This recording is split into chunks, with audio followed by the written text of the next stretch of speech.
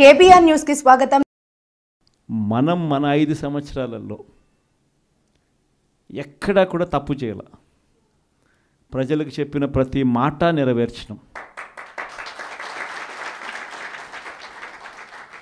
Manifesto అన్నది మామూలుగా రాజకీయ నాయకులకు మేనిఫెస్టో ఇస్తారు. ఎన్నికలు అయిపోయిన తర్వాత దాన్ని చెత్తబుట్టలో వేసే పరిస్థితి నుంచి మేనిఫెస్టో అన్నది ఒక డెఫినిషన్ ఇచ్చి, మేనిఫెస్టో అన్నది నిజంగా ఒక బైబిల్ అని, ఒక ఖురాన్ అని, ఒక భగవద్గీత అని ఒక డెఫినిషన్ దానికి ఇచ్చి మొట్టమొదటి రోజు నుంచి కూడా కారణాలు చెప్పకుండా, కారణాలు వెతుక్కోకుండా, కారణాలు చెప్పాల్సి వస్తే కనుక మన ప్రభుత్వంలో మనకున్న కష్టాలు బహుశా ఎక్కడా ఎప్పుడు చూసిండం.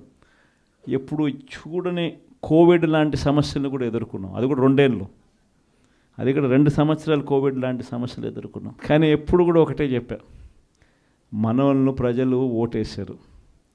మనం ఎన్నికలప్పుడు ఈ మేనిఫెస్టో రిలీజ్ చేసినాం. మనం ఇచ్చిన మాట మరో 30 సంవత్సరాల పాటు మన బాటను నిర్దేశిస్తుంది అని చెప్పి. అని ఎప్పుడు కంప్లైంట్ అనేది ఎక్కడ చేయాల.